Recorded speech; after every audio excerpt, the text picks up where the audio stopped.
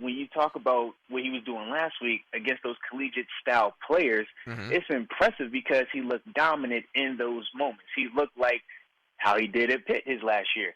And that's what you expect. Now, when you're talking about what's the difference between last week to this week, well, this week he's going to be playing against guys that were either starters in this league and now they're a little bit older, so they're veterans, or you're getting that fringe starter type of guy where he might be a rotational guy. You know, if a guy goes down, it's your Robert Spillane type players out there where it's like, man, okay, could you start him? Yes.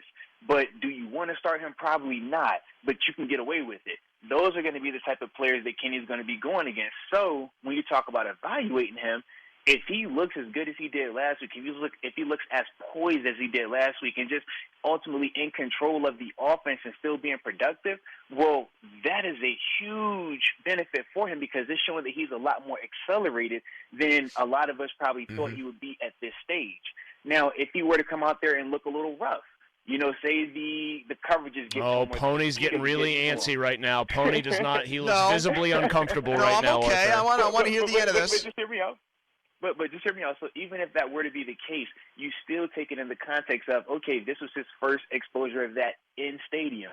So you still don't back away from it. You just look at it and say, okay, he wasn't as far along as we thought he was. So instead of him maybe competing to be the week 1 starter, maybe now we're looking at it being week 4, week 5 potentially. But I think that's going to be the difference in terms of Kenny's productivity in the regular season. I think it stems a lot on this game. If he comes out here and lights it up and looks the part, I think when you're going into that third game next week, we're having a different discussion. It's, hey, man, if it's close like this, we might be going with this rookie out here to start week 1. I think that becomes the conversation if Kenny can legitimately look like he belongs out there tomorrow night.